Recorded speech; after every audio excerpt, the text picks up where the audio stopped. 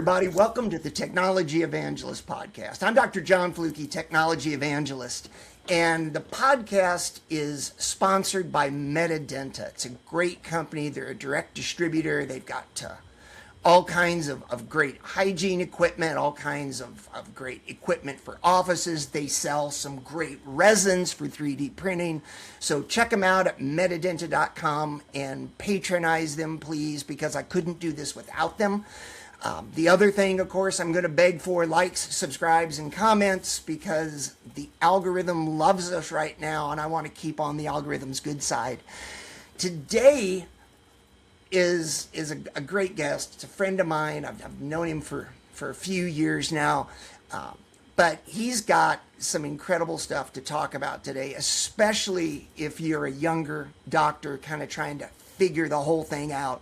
So please help me welcome my buddy, Dr. Bill Simon. Bill, thanks for coming on today. Hey, John, thanks so much for having me, and thanks for sharing all this information with people. I love your podcast, and a shout out also, a thank you for speaking and presenting at our midwinter meeting here in Chicago as well. Well, thank you. You know, it's funny, the midwinter meeting for me is kind of like a second home. You know, I'm in Kansas City, and it's an hour flight there with no connections, thank God. But I'm there every year. I just love it. It has become, in my opinion, the showcase meeting where everybody that wants to make an announcement of a new product, a new device, a new technique, or whatever, it's in Chicago in February, and it's a great meeting. If you haven't ever been, I highly advise people to go. So, Bill, I always start off with an origin story, and I know you've got a good one. So if you would, get in the Wayback Machine, wind back as far as you want to. You can go clear back to your childhood if you want to, but just kind of tell everybody how you got from where you are to where you are today. Sure thing, John. It's a long and winding road, or as some have described it, a dramatic career, but I'll take it all the way back. And I know you've done this with other podcast guests, asking them, you know, what influenced you to become a dentist to start? For me, right. You're in high school, right? And you've got to make a decision on what you're going to major in college. And for all the younger people out there, I will say that that's not an easy time to make decisions on what you want to do for the rest of your life. So I was faced with two choices. I said, well, I'm really good at math, so maybe I'll go into business accounting. And I love biology, and I love science, and I love helping people. So I got to the point where I made the decision, and I had some family in dentistry, some extended family. None of my immediate family were dentists, but I decided to go down the biology route, biology major at U of I, and go pre-dental. And I just thought that the career in dentistry was going to give me a lot more rounded career, a lot more opportunity, and a lot of chance to work with people, help people more so than, say, being an accountant. And I'm really, really glad that I made that decision. Nothing against accountants, but and the fact is, when you're a dentist, you've got to be an accountant anyway. So it all worked out. So I ended up going to dental school down in Southern Illinois at Southern Illinois University School of Dental Medicine in Alton, Illinois. So I made a circle from Chicago. I got down to Champaign-Urbana for undergraduate. I went from the huge metropolis of Chicago to a 30,000 student campus in Champaign-Urbana, had the time of my life, part-time student as my senior year, and tried to get into school in Chicago at UIC Dental School, but got waitlisted, and as fate would have it, SIU started 2 weeks ahead of UIC. And so I had been accepted at SIU in December. I knew I was in there, but I couldn't wait for the decision at UIC, and I ended up then going down to SIU, and lo and behold, a week into my new student week at SIU, I get the acceptance to UIC. But it was too late. It was too late. And I can tell you, nothing against Alton. It's a wonderful town. I came to love it, but it was one of the greatest culture shocks of my life, going from all of that. And then I circled back to Chicago, and I know that you've talked or in many of your podcasts about how early on in our careers, the communication lines were certainly not what they are today. No internet, no and people hear that over and over again. And so for me, being in school there, the only way I could really communicate was by telephone, if to look for a job, because I knew I wanted to Chicago. Well, I ended up having a periodontist instructor, periodontal faculty member, and she had been moonlighting when she was in her residency at Northwestern prior to going back to Alton, where she was from.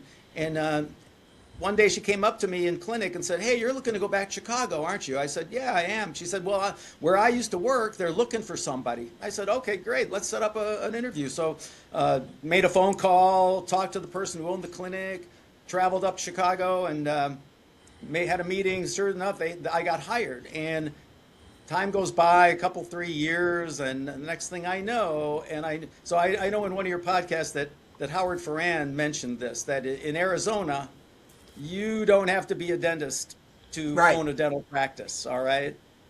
In Illinois, you do. Well, you come out of dental school. What do we all know about anything coming out of dental school as it relates particularly to the business side, the legal side of things? We know we have limited clinical skills, but at least we come out with that.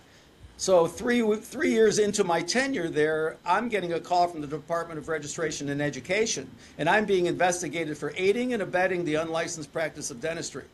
Oh my gosh. The person that owned the practice was a dentist, but not a licensed dentist in the United States. Oh. So that was a bit of a rude awakening. And one of those early lessons, and through all the challenges, I think you learn, and you've talked about this before as well. You don't learn a whole lot from your success. You really learn, you do, but you learn more from your challenges. I think Absolutely. Your failures, your challenges, etc.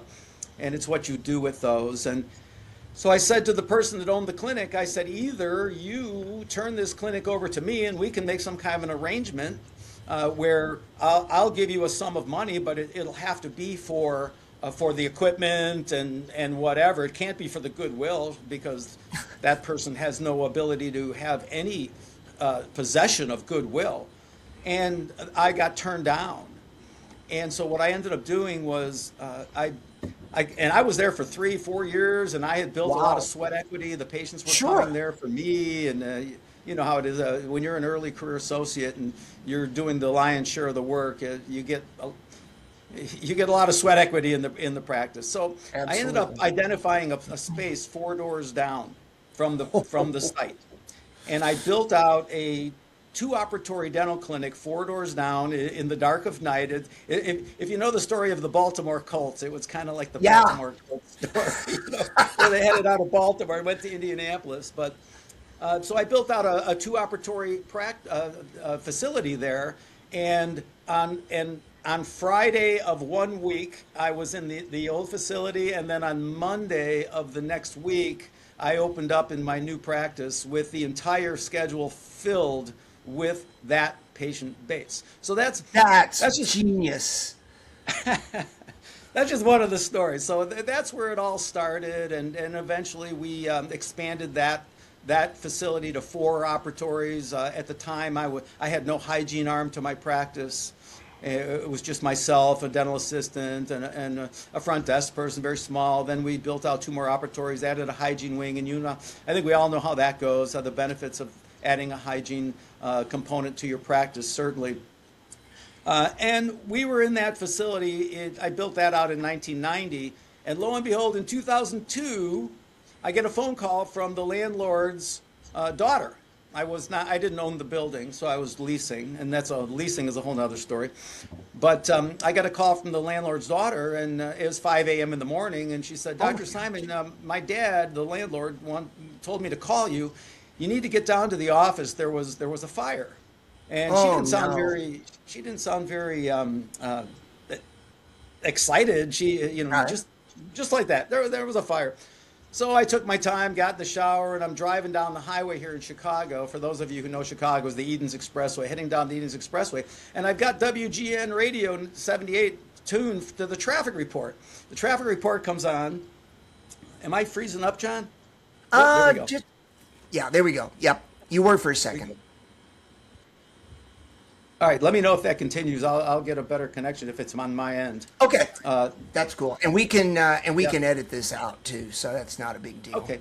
Yeah, let me know. So I'm heading Yeah. down on the expressway, and on the traffic report, they said that the intersection that my office was at is closed due to a fire, major fire.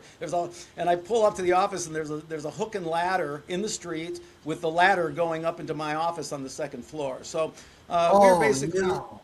Yeah, so our office, we basically, it wasn't a complete combustion, but we were burned out of our space, so we were in the street.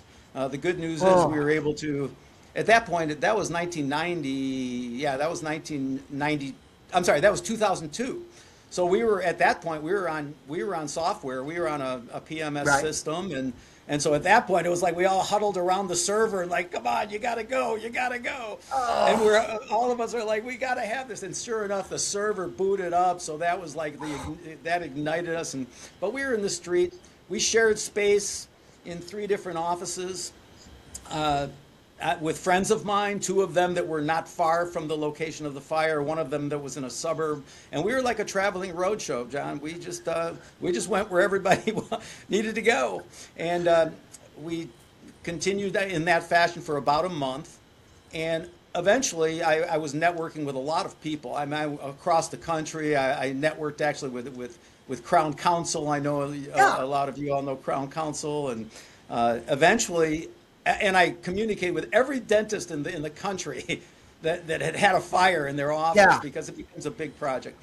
And so then I eventually I got a phone call from somebody from Chicago Dental Society, said, "Hey, there's an office on the first floor of my building that's a dental office, and it's vacant. It's like abandoned." So we found an abandoned dental office that Oh was my 8 gosh. miles from my previous location, an abandoned dental office. So I go into this abandoned dental office with 5 operatories, very dated, and I met with the realtor, and I also brought a shine tech with me, a technician to evaluate the space. Sure. And so the realtor gentleman has the lease in front of me, and he's like, "Well, do you want to sign it?" I said, "Well, let's let the tech take a look." The tech Yeah. spent about an hour and a half. He said, "I can have this place up and running in 3 hours."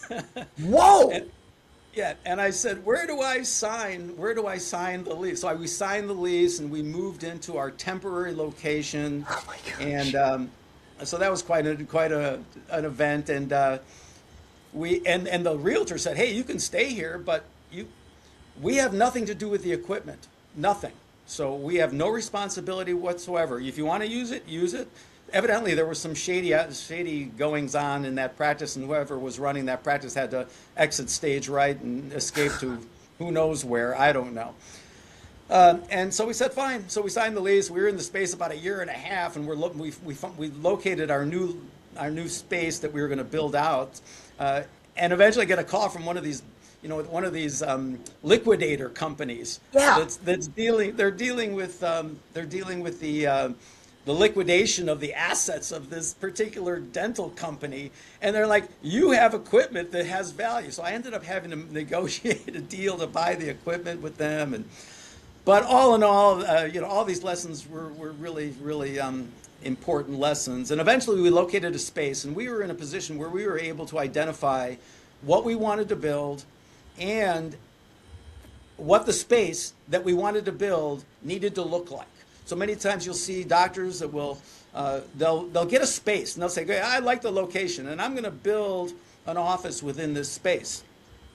And so they sign the lease, and the next thing you know, there's a support pole coming up through the head in operatory number 2, right? Right. So it's very important to have your floor plan in place and find the space to fit it. So we found an ideal solution. I ended up engaging Mike Unthink. You probably know Mike yeah. Unthink Yep. out of Lincoln, Nebraska. He's a dentist and an architect. He won a lot of awards through the years with the He did. ADA programs and et cetera. And so we engaged Mike to help us build out our practice, and that was the birth of City Smiles. And City Smiles began its journey in 2004, and we engaged a publicist to help us with the opening. And Nice. it was great. So we had this opening. We had a ribbon at the front door, and we brought a state senator in. The state senator from our area, and the alderman was there, and the state senator cut the ribbon. Fast forward, the state senator became a raving fan of our practice. Fast forward another 6-7 months or something. I did some treatment that went south, and the next thing you know, I'm the only time I ever had an action against me, a malpractice suit in my entire 40-some year career, was by a state senator. Oh my gosh! So I got sued by a state senator.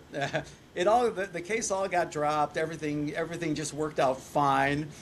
But that was just another little challenge that happened along the way, and as all this was happening, I had a second location. So I opened another practice in 1987. It was in a predominantly Hispanic neighborhood in Chicago called Little Village, and we were doing mostly Medicaid dentistry in that space. So two completely different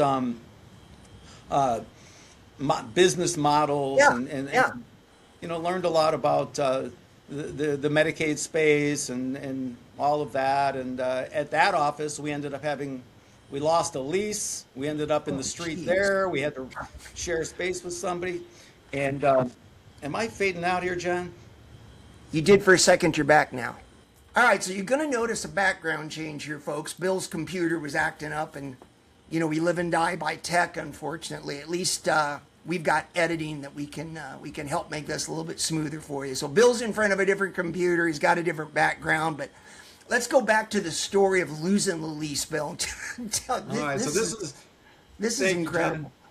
Yeah, a little tech talent. Tech challenges are always there. It's upsides and downsides, right? So we lost that lease. We ended up sharing a space in an ortho office while we identified a new space to build out and to move into. So we built out another office, another 2-operatory office. We moved that practice into, and that's where eventually I had an embezzlement scheme where one of my associate doctors was in cahoots with the office manager, and that's a long, convoluted story. I could talk about that for a long time. So we learned a lot about embezzlement there, and eventually we moved that practice again to a 5-operatory facility. And through it all, a lot of experiences and a lot of challenges, and you just learn as you go along. So as a result, with all those different things, I got to a point, I think, where I learned a lot about what it takes to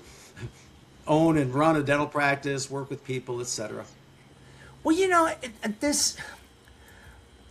all of these reasons were why I wanted to talk to you. But you come out of school, and like you said, you've got some clinical skills when you first start, but nobody can prepare you for somebody hiring you and you don't realize they don't have a license, a fire, embezzlement. All of these things are things, and it's a tremendous amount of adversity, and yet you have to deal with it because ultimately, the old weight of you're the one in charge, which is, such a wonderful thing to be in dentistry. You're talking about tech having its upsides and downsides when you're the one responsible for salaries and patients and your family and all that stuff.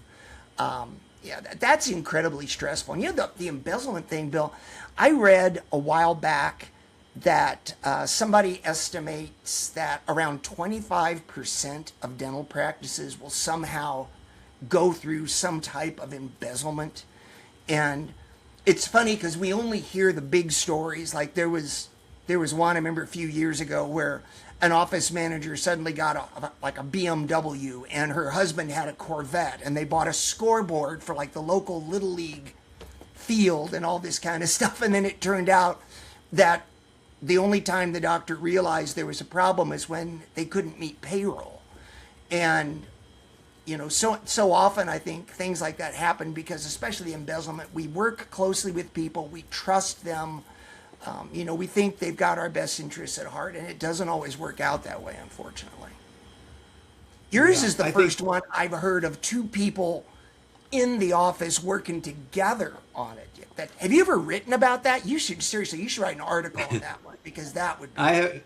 No, I have not written an article about it, but I mean, that was back at a time when we didn't have the ability to have security cameras. So I was at a different location. I wasn't even in the same office, and that made it a little more challenging. But you get to a point now, it's a little easier to manage those things. I think now with all the different security and internet systems that are out there for monitoring by video and sound, etc. But I mean, it was just something that was very difficult to manage at that point, and it happened. It was incredible, and the day came when we had to let them go. So another thing I'll say is, embezzlement, as you know, as you just stated, it's very prevalent in all businesses, in particular, and in dentistry, and it happens at various levels. I mean, it's just not skimming money off the top. Right.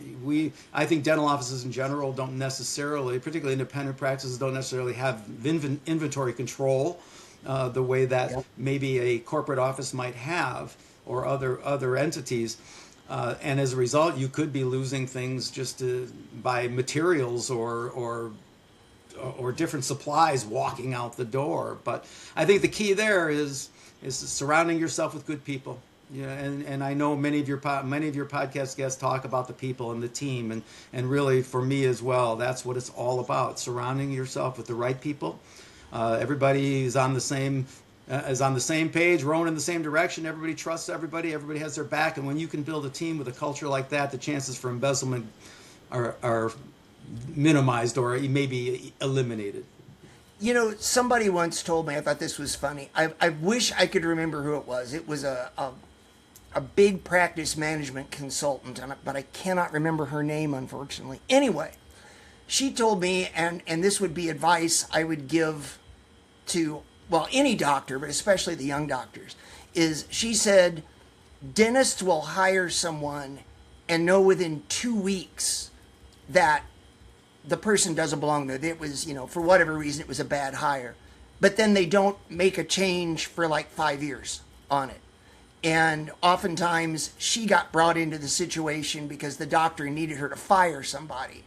And she said it's just amazing how often that happens, that you find somebody, you hire someone, the teamwork just, they don't mesh or whatever it is, and it creates problems in the office. And then I think because dentists are so empathetic and we're caregivers, and I think it's hard to tell somebody you're not working out. But in reality, that's probably the best thing for everybody involved. If they're not meshing, they're probably not happy either, And I think that's absolutely a bad team member can bring the entire team down to no end. It's absolutely the case. And I agree that through my career, I've had situations where I should have fired somebody a long time before I actually did, and you just let it fester. And I think, we have a saying in our practice that I tell my team all the time, and we're so busy doing our business that sometimes it's hard to work on your business. And we know that dental practice owners now,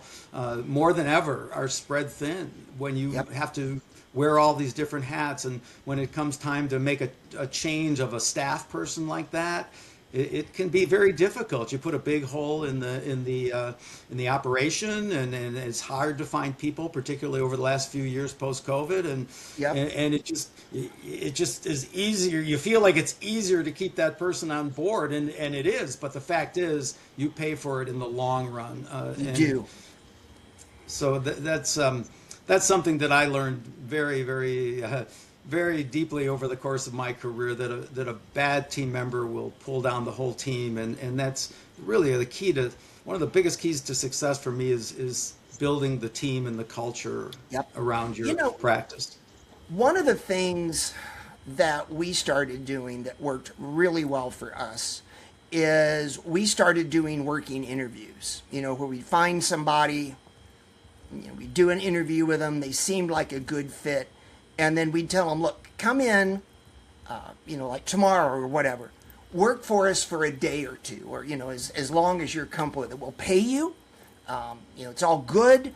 And come in and just see it. You'll find out if we're a good fit for you, if you're a good fit for us. And what I discovered in that was it was interesting because if somebody was a good fit, I always have been a big one on communication in the team, and my team, not the size of yours, I think 16. But anyway, people would start coming to me throughout the day, and they'd be like, love this person. You know, this person, godly, really like this person. And I would also pay for everybody to go out and have lunch without me. And they'd talk. And it was really interesting because a lot of times, too, people would come into me and go, this person isn't going to do it. It's not the right fit. And it really helped two things, because I think new hires are more open to talking about things than they will be with the doctor. There's certain things that, you know, you can't legally ask during an interview that people will volunteer when they're talking to one of the other staff members, and they get a chance to gauge the personality, and it gets everybody invested. You know, if we all like that person, it gets everybody invested in liking that person and wanting them to succeed, and not having those little things of, well, she doesn't do this right, or he doesn't do whatever it is. And it just creates cohesion in the team, which I am, and obviously I know you are too, a huge believer in.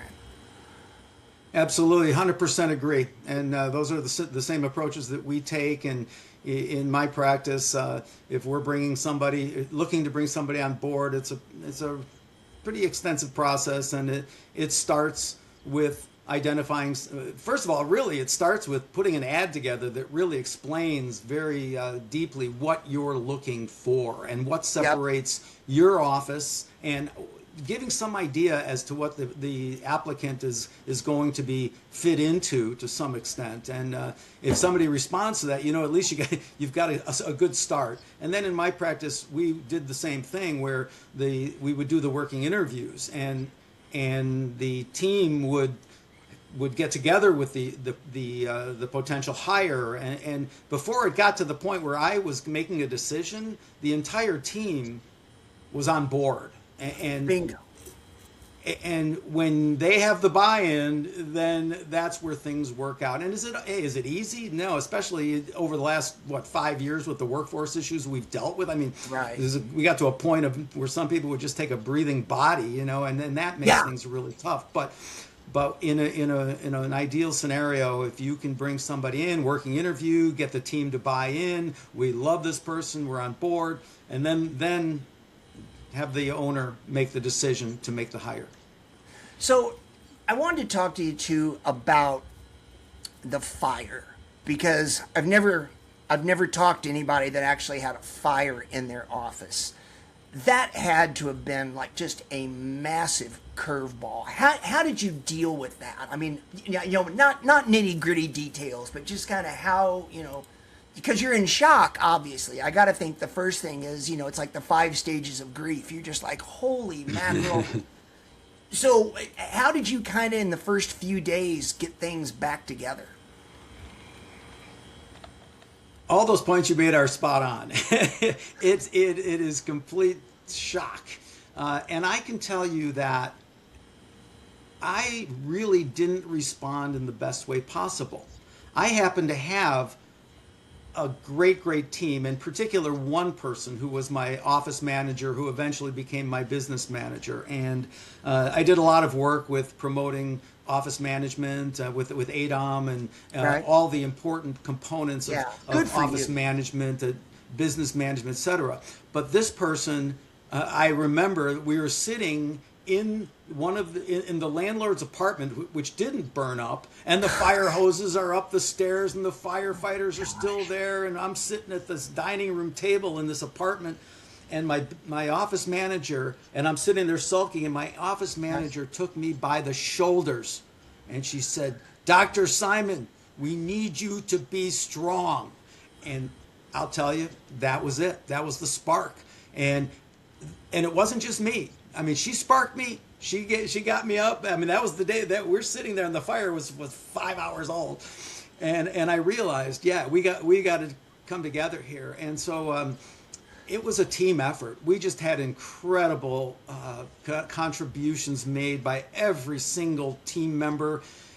When you have a fire like that, everything falls into your lap at once. So let's take for example COVID. So when COVID hit, hey, we had to shut down the office, but your office didn't burn up. I mean, you Right. still had all your accounts were in place. You knew all your information. You had your schedule. You had your PMS system, and all that was still there. And I mean, when a fire happens, not only does everything fall in your lap at once, you know, the patient's schedule, dealing with all of the accounts receivable of the office, dealing with vendors, all of it all just falls in, and you just have to start to prioritize, and you take it a step at a time. As a matter of fact, the day of the fire, I walked up to the door, and the first patient was there a little early, and he looked at me and he said, "I guess you're not seeing me today." But so I'm like, yeah, okay, that's priority. We're not seeing anybody, but you prioritize, and you, I mean, like I said, we gathered around that server and we brought the schedule up, and the first step was to take care of the patients on the schedule, to alert them that we weren't going to see them, and you just take it a day at a time, and you work through things in a priority fashion, and so many things come into play. But you know, I don't encourage anybody to have a fire. But what I tell people is the fire is one of the best things that ever happened to me. Seriously, I mean, you end up having to deal with the insurance. I'm not talking about the dental insurance. I'm not Right. talking about the insurance with your pay. I'm talking about the property casualty insurance. You're dealing with all of that, and it just all falls in at once. And you just work through it. Every day is a new adventure. It's similar to COVID. Remember when we shut down our offices? Wow. Similar. But even more so even more of a challenge than that. There's a podcast I love to listen to. The guy's name is Andy Stumpf. It's Stumpf, I believe. He was a SEAL Team 6 guy, but he actually kind of talks about life lessons and stuff a lot. And one of the things that he's big of, I believe his term is chunking, which is breaking things into manageable pieces. You know, the old you don't eat an elephant in one bite, you eat an elephant one bite at a time, which is exactly what you did with the fire, of trying to get together, you know, figure out, okay, what are the 5 most important things that we've got to do before we can do anything else, and not just, because in a situation like that, it's so easy to kind of go to pieces and then just start grabbing at things you think you can manage rather than the things that you should manage. You know, it's like, you know, I think that the easy thing would be like, oh my gosh, okay, get a broom, we got to start sweeping up. But in reality, you know, you've got like, where are we going? Where are we going to see patients? Those are the priorities in that kind of a thing. And I love how you flip this around long term and see the positivity in it, because I'm a big believer that every time a door closes, a window opens somewhere, and you just got to find the window. And I wanted to ask you too, Bill, about, you said that the whole thing with the practice being for Medicaid. I salute you for doing that, because I know you're big on access to care, and the access to care piece of it is huge. What got you into having an office that basically treated Medicaid patients? Well, when I came out, the story I told about coming up to Chicago and that practice, that the owner was not a licensed dentist in the state of Illinois, in the country, frankly, and that had a Medicaid component to it. It was that practice was also 60% Medicaid, so I was initially introduced to that right off the bat. And over time, that practice, the one that I moved in the heat of the night, the Baltimore Colt story, that practice we eventually gentrified into a fee-for-service practice. And while I was in that space that the owner shouldn't have owned, the dental assistant, who was a good friend, who became a good friend, and had a brother-in-law who was a physician. And the physician was opening a medical practice in this neighborhood on the south side of Chicago, in Little Village. And back in that time, in the mid-'80s, the model for Medicaid was you open a medical clinic and you have a dentist and you have a pharmacist. You wrap it all up into one. And that was the way the business model worked. So the physician said, "Hey, we're opening this medical office. I want it to be full service. Would you open an office within my practice?" I said, "Sure, sure, I'll go for it." So I opened a one-chair operatory within this practice, but it was instant patient flow, and so I learned a lot about the Medicaid space. I learned about servicing demographic of a lower socioeconomic income, frankly, Right. And over time I learned the importance of access to care, and that's the same, that practice we ended up, as I said, we ended up losing the lease there, and then we moved into a temporary facility. Then we did a 2 operatory practice and then moved into a 5. So I built that 1 operatory practice into a 5 operatory practice over the course of time. And as I did that, I saw the need for these communities to get access to the care that I felt that they all deserved. So I became very active in the dental society, and in 2011 I signed on to the Illinois State Dental Society Access to Care Committee, and eventually I became the chair of that committee, and then eventually I went into the HFS, our Health and Family Services Medicaid Policy Review Committee, overseeing the operations of Medicaid in our state. And for those of you who know about Medicaid, it's mostly it's state by state. I mean, there's a federal component to it, but the way that it operates, it varies from state to state. So I learned a lot about the Medicaid space and what it takes to operate a Medicaid office, and what it takes to help people with access to care. And so that was an interesting ride in itself too. And over time it really got interesting as the cost of providing care expanded, and it gets tougher and tougher to get those people the care that they need. Well, and I'm a little concerned. I don't want to go down the whole Make America Healthy Again rabbit hole, but I do have a lot of concern about the fluoride issue and fluoride being taken out of the drinking water, because what I'm afraid of is in 20 or 30 years, maybe less, but we're going to see all these people of lower socioeconomic levels having much worse situations than even we're dealing with now. And you and I both know it's, in lower socioeconomic levels, it's kind of bad already, but it's really going to get bad.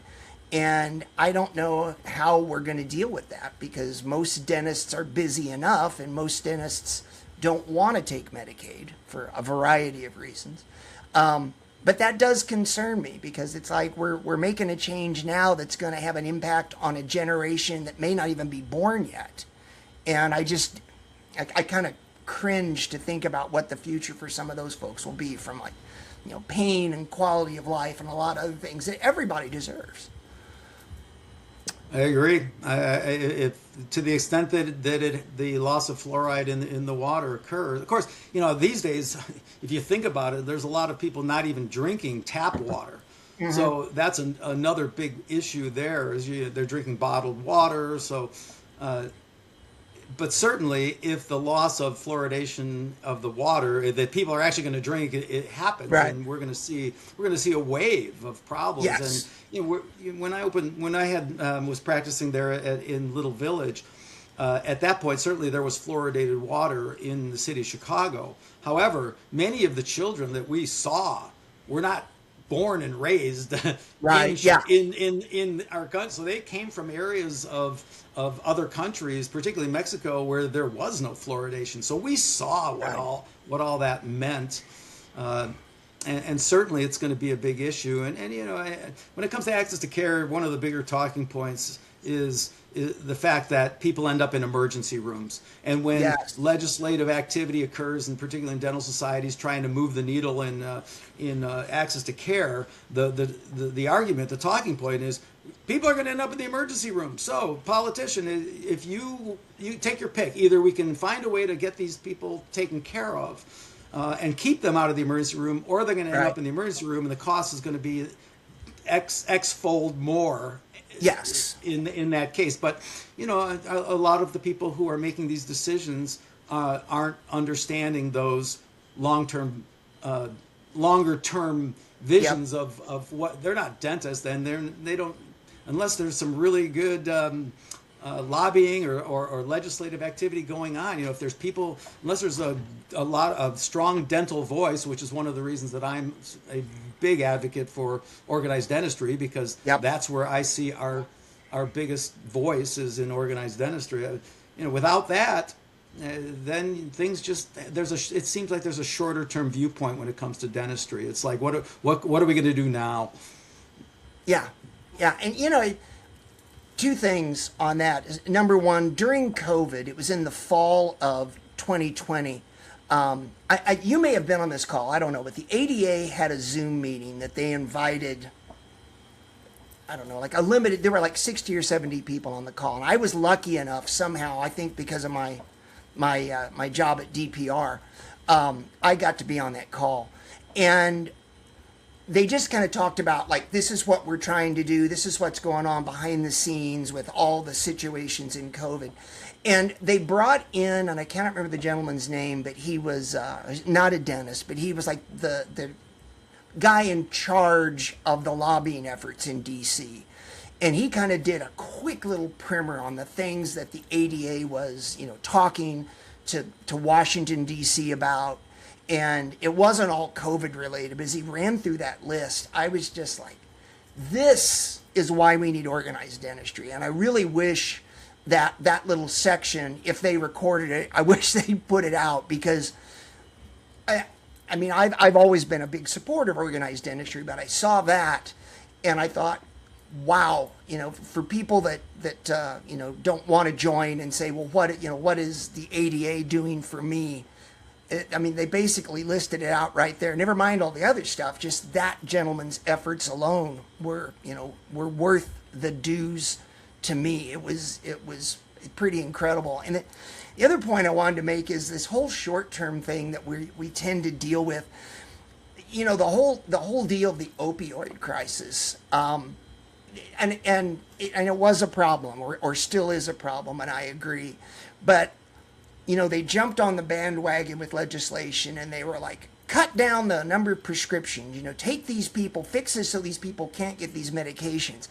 And I saw some statistics that said in West Virginia, like, opioid prescriptions dropped. I want to say it was like 60% in a year, but the sale of street drugs went up like 90% in that same time frame. And cutting off the supply was important, but nobody thought about, what are you going to do for these people that are going to be without, that are now addicted, that are going to go through horrible withdrawal. And it became this thing of, look, we've done something, but it's kind of like, yeah, but you got to look at like the long-term big picture on some of these things, because you kind of sometimes swap one problem out for another, and we just don't see it coming, unfortunately. Yeah, I agree. And the ADA, I think that was probably Michael Graham you were talking about, who was there. I think it was, yeah. Yeah, and I think Michael Graham is now the executive director for the American College of Dentists. No, I think the American College of Dentists.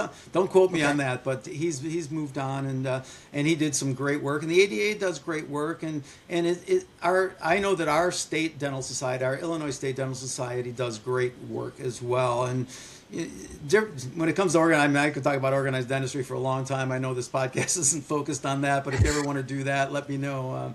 Yeah. But there's a lot that goes on at the local level. There's a lot that goes on at the state level, and then there's more that goes on at the national level. And each level has its really important impacts. And certain states, like, so for instance, in the state of Illinois, we have a robust Illinois State Dental Society, partially because Chicago exists in the state of Illinois. So our Illinois State Dental Society is about 6,500 members, but Chicago is about 4,500 of that.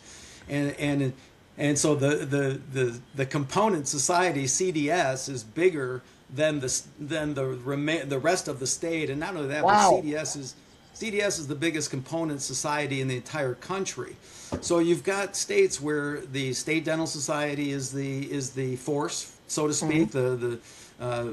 the place where people rally, and then you've got places like Illinois where Chicago's a pretty powerful force, but the state does well as well because it has Chicago in it. I mean, some of the smaller states I don't know if you know much about the structure of the ADA, but you have districts, and Right. some districts, some districts are one state, like Illinois. One state is one state district. Texas, Florida, New York. And then you've got districts with like 5 states, like in the Southwest, Arizona and Colorado and New Mexico. There's 5. I think there's 5 states in that district. So it's interesting how that all comes together. But the legislative issues, they vary from local to statewide to federal, and somebody's got to be on it. They do. I'm gonna pivot us here real quick now, because since we're talking about organized dentistry and dental societies, not only is the Chicago Dental Society huge, they also put on the Midwinter Meeting, which is, one of the, I don't know, top 3 probably organized meetings in the country. And I know you've been really involved with that. So let's talk a little bit about, where do you see the whole thing of meetings going? We've kind of talked a little bit about COVID and the repercussions from that, and obviously meetings took a huge hit because of that. I mean, quite honestly, even though I'm a tech guy, I had heard of Zoom before the spring of 2020, but I'd never even used it. And suddenly, there's people whose whole careers revolve around living on it. So where do you see these in-person meetings going? And as somebody that's involved in one of the best in-person meetings in the country, kind of give me your perspective on that, Bill. Sure. Am I freezing again? Boy, look. You're a little about. You're back now on my end. All right, good. Well, just a little background on that. At one point in my career, when I was working, back when if you remember ADOM. Yep. If you know ADOM, so back when ADOM was first getting started, I nominated my office manager for Office Manager of the Year. And can you hear me, John? Yeah, I can hear you. Yes. Okay. Yeah. All right. Great. And so I wrote a letter to nominate my, and this was the same office manager that put her hands on my shoulders, by the way, and said, Dr. That's Diamond. cool. That's cool. And so I got a call from Heather Colicchio, who is the founder of ADOM, and she said, Dr. Simon, your manager didn't win; she came close, but we want to bring you to Las Vegas to read your letter to all of our ADOM members. And I said, sure, I'll do that. So I went to ADOM, and then she said, and we want you to speak a little bit about the importance of an office manager. So I said, okay, sure. Well, I didn't have much background in speaking at the time, but I went to Las Vegas. I read my letter. I spoke about the importance of dental office managers and administrative teams in general, and we all know that people think that public speaking is the most nerve-wracking thing you can do. So I was pretty nervous, and I came off the stage after I spoke, and at the first table, lo and behold, sitting right at the first table at the round table were 2 of my heroes in dentistry. One was Linda Miles, and for those of us seasoned veterans, Linda's an amazing person who was the pioneer of dental consulting, and together with her was Lois Banta, who is a KC person. Actually, she's a KC resident, and so Lois, another great consultant. And so at the time, Linda Miles owned what was called the Speaking Consulting Network. Eventually, Lois Banta bought it, and anyway, Linda Miles looked at me. She said, "Bill, you're a really good." She's got this heavy South Carolina accent. "Bill, you're a really good speaker." She says, "You ought to join SCN." I said, "Oh yeah, how do I do that?" She said, "Give me your credit card." So anyway, it's that simple. And so that was really so I went ahead and I joined Speaking Consulting Network, which was really a very important part of me developing myself first as a speaker. So I did a lot of speaking throughout the country at different meetings, mostly on practice management. And as a speaker, I learned a lot about meetings, and I learned a lot about what was going on across the country. And then an opportunity came up here in Chicago. So the way that CDS works is the person who gets elected to go to the up the ladder for Chicago Dental Society, eventually become the president. When they get elected, their first position is I believe it's they become the secretary and then the treasurer and then the vice president, president-elect. There's five ladders. And so when they go on the ladder, they choose somebody to be their program chair for the midwinter meeting when they're going to be president. So at the time, Dr. Phil Shefke, who's the current president of Chicago Dental Society, asked me to be his program chair. And you get on a committee where you spend 5 years scouting meetings across the country and then making recommendations for the program. And, that's where I first came to, well, I learned about Marty Jablow from SCN, but then I learned about you at different meetings. I call you, Paul and Marty, the three-headed monster. You're out there doing your panel on technology, and you guys do such a great job. But, I got to learn a lot about that. And so scouting meetings, et cetera, and putting together a program for this 2026 meeting taught me a lot. And so to answer your question, what do I see with meetings? We see a lot of meetings that are frankly evaporating. I can tell you in our area, the Wisconsin annual session, their meeting, they dissolved it a number of years back. Other dental associations are struggling with their meetings. Some are still solid and doing well. Obviously, Chicago's doing great. Hinman's doing great. CDA, Chicago, California Dental Association, doing great. I think the Yankees doing well. New York's doing pretty well. The big hubs. Right. But some of these smaller meetings are struggling a little bit. And what I see is that potentially some of them are going to just go away, and some of them already have. And in our case with CDS, we've partnered with Wisconsin. We have a Wisconsin breakfast, and we offer opportunity to Wisconsin members to get special consideration with registration, et cetera, et cetera. So I see meetings partnering up in ways like that. On the organized dentistry side, Kentucky just shut down their meeting. I don't know who they'll partner up with. I can tell you that Michigan Dental Association has a very nice meeting, but just recently they renamed themselves.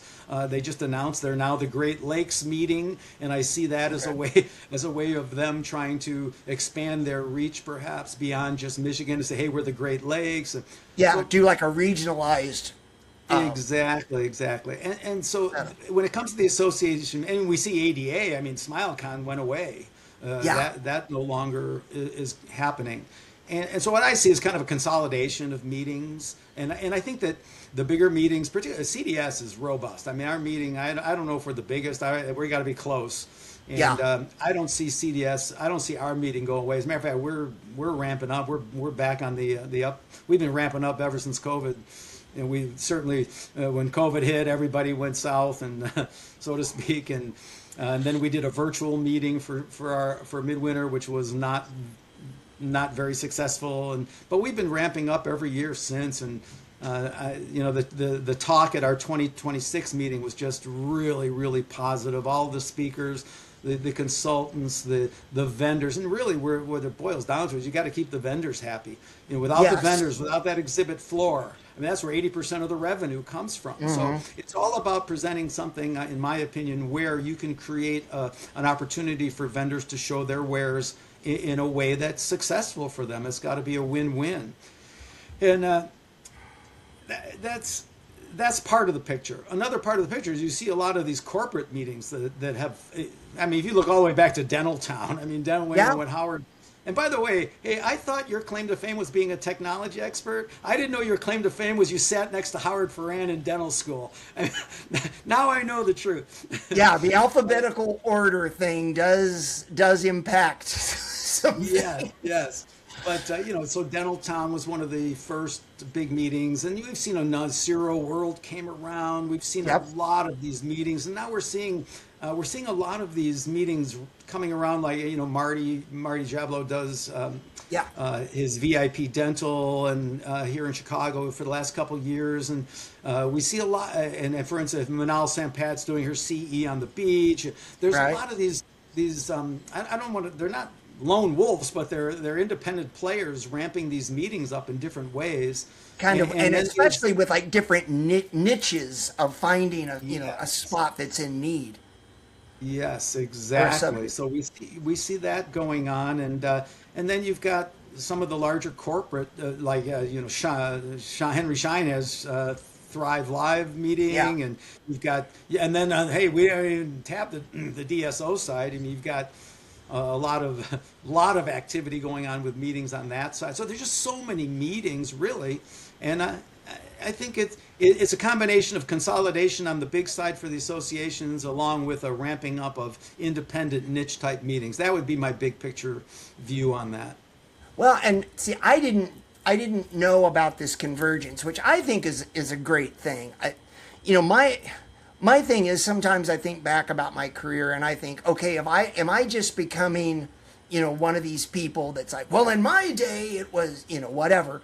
But at the same time, those in-person meetings, there's just something about being in the same room with another human being and having that interaction that you just can't get like this. I mean, we're having a great conversation, but I think it'd probably be better if we were both sitting somewhere with a camera pointing at us and we were talking in the same room. And I love that interaction, that meeting people. And what concerns me is I'm glad that you just said what you said, because I was kind of harboring this feeling of a lot of meetings were going to disappear. And I think that's an unfortunate thing, because since COVID, I think we've got some doctors that have graduated that may have never been to an in-person meeting, and they don't realize what a great thing it is to like wander the exhibit hall, or to, be able to sit in an audience and hear people that wrote the textbooks, and I love speaking because I feel like I get as much out of it as anybody that's there. I'm sure you feel the same way. People ask questions and you're like, I never thought of that.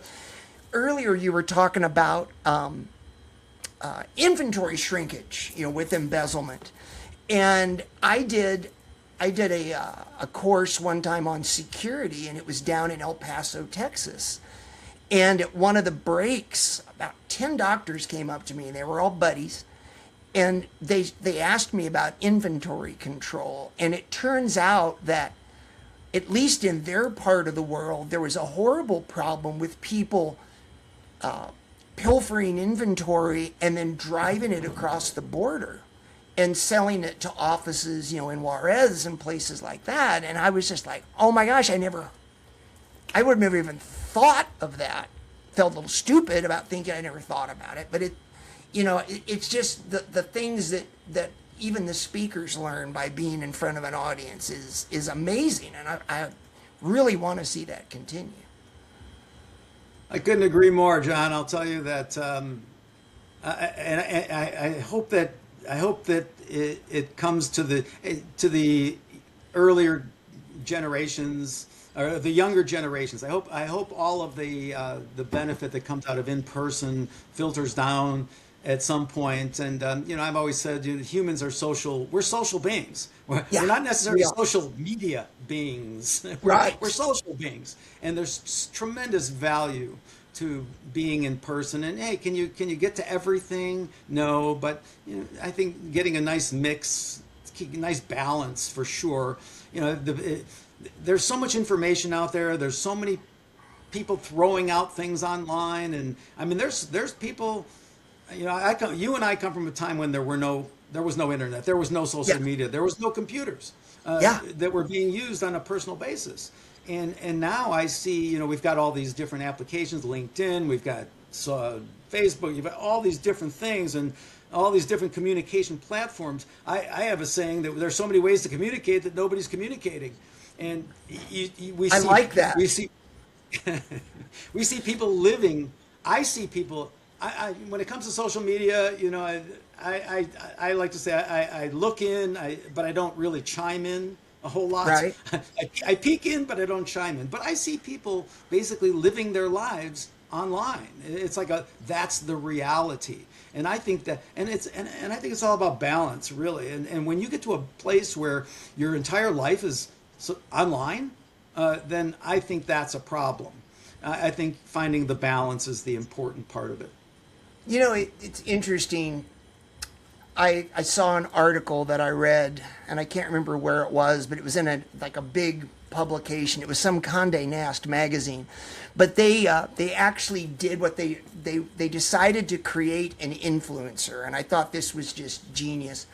They found this young lady who was very attractive, and they did all kinds of crazy things. One of the things that stuck in my mind was that they went to Home Depot and they looked around and they found, I can't remember whether it was a picture frame. Honestly, it might have been a toilet seat, but it looked like the window of a jet, on the passenger side.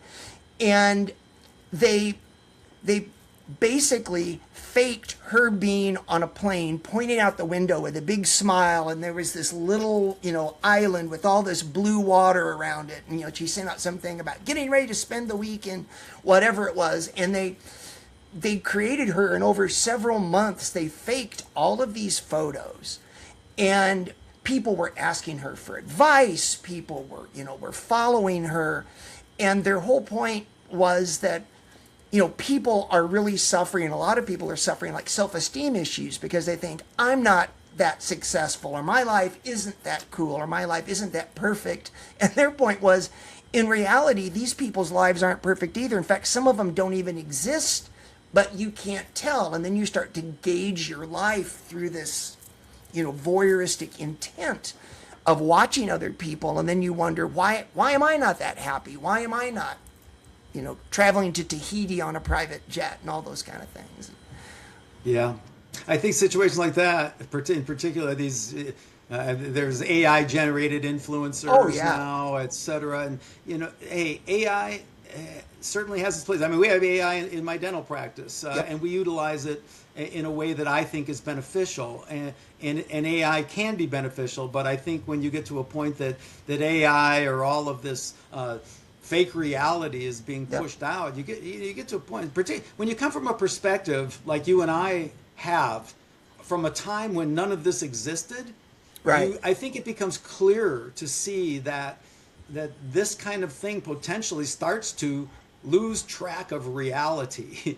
and when you start to have AI or these types of media creations pushed out in a way that is not a representation of reality, I mean, we lose touch, and so that speaks volumes to in person and all the things that come out of a face-to-face conversation. I just hope for the best, and a lot of early career, I think, if a lot of the early career doctors, we talk about all the generation separations now. There's just, when I was growing up, there was only 3 generations. There was my grandparents, there was my parents, and there was my generation, right? There were right. 3. And now the generations, they just keep changing over faster and faster. And, I say that another saying I have is, for the first time in the history of humanity, people from the same planet are living on different planets. That's another.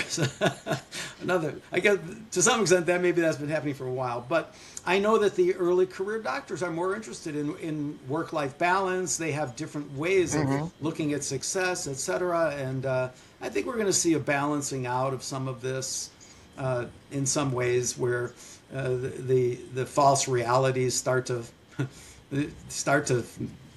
phase out a little bit. I would say, I think. Yeah, and I agree with you, and I wanted to bring up too. I really like the whole aspect of you wanting to mentor, the next generation, because when you and I got out, I've said it my whole career, I had to figure it all out on my own. Started with one chair, and if something difficult came up, I could maybe call a local older doc that might be able to help me, or maybe I'd go to a local study club meeting or whatever. But now the ability to connect in a good way with people and being able to get that knowledge, I think, is really important, because you and I now have experience, and the guidance that we can offer other people. Your origin story, all the things you went through, nobody's going to be prepared for those kind of things, but people knowing that they've got people like you that they can reach out to who actually, cares about their long-term success, and it's not just about I don't know, like a reward for you. I think that's hugely important, and I salute you for wanting to do that, because I sure could have needed a Bill Simon when I was, 30 years old, and I had a couple, but it wasn't nearly as easy to find mentors like you as it is now. So I think that's a great thing. Well, thank you, John. That's really where I feel I get my most fulfillment. My satisfaction is helping early, not even early career, even mid career, even in some cases late career doctors. Just helping them in any way I can. I don't have a consulting business per se where I charge for consulting. I just Right. do a lot of mentoring. And I've helped a lot of doctors along the way. And with all those, we talked about how when they had the fire, all these things fall into your lap at once. And then when you own a couple practices and you get involved in different ways in dentistry, organized dentistry, access to care, you get involved with owning a practice, independent practice, Medicaid, whatever it is, you kind of learn a lot about a lot of different things. And so when I mentor, I'm in a position to help people. If you go to my website, where my speaking website, you'll see that I speak to a lot of different topics. Yep. Everything from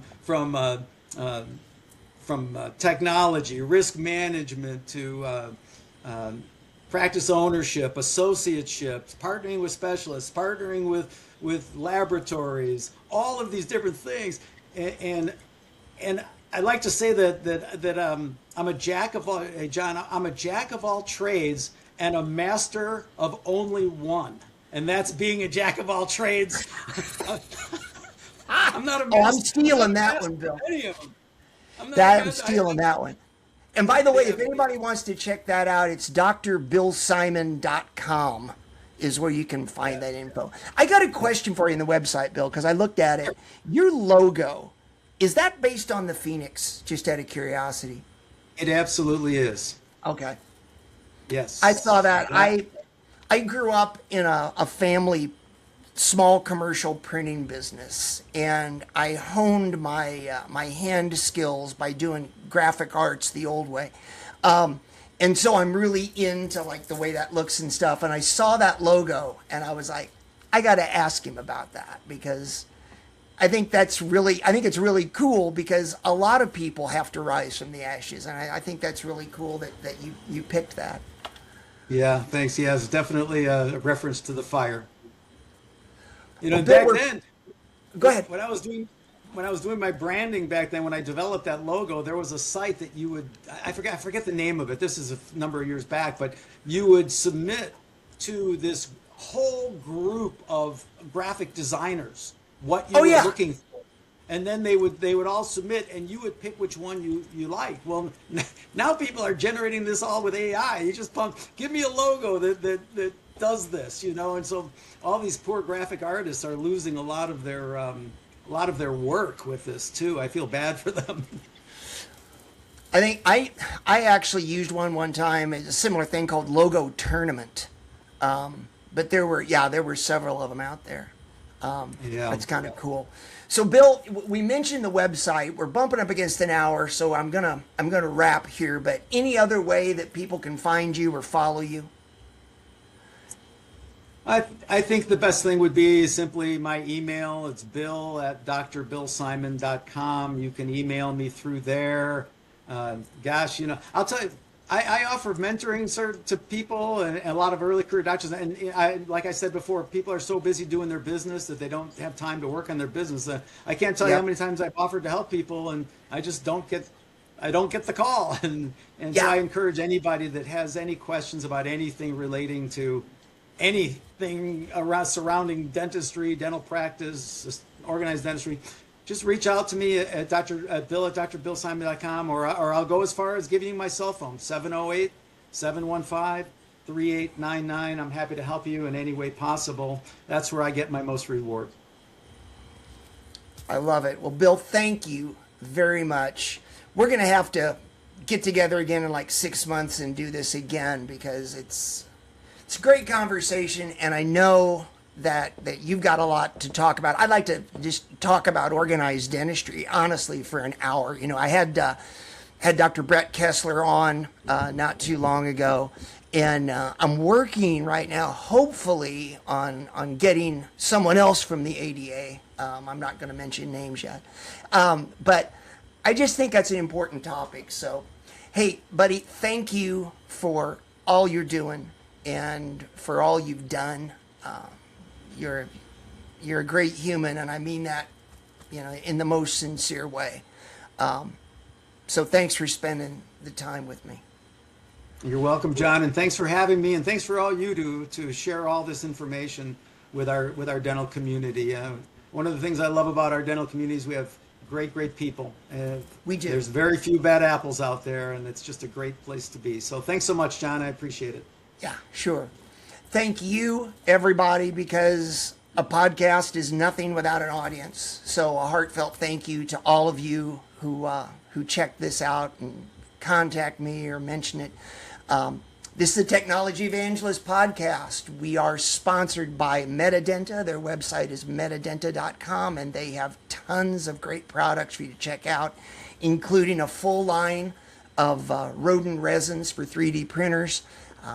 Please like, subscribe, comment. Feel free to reach out to me if you need anything, and we will see you again soon. Thank you for watching. Thank you, John.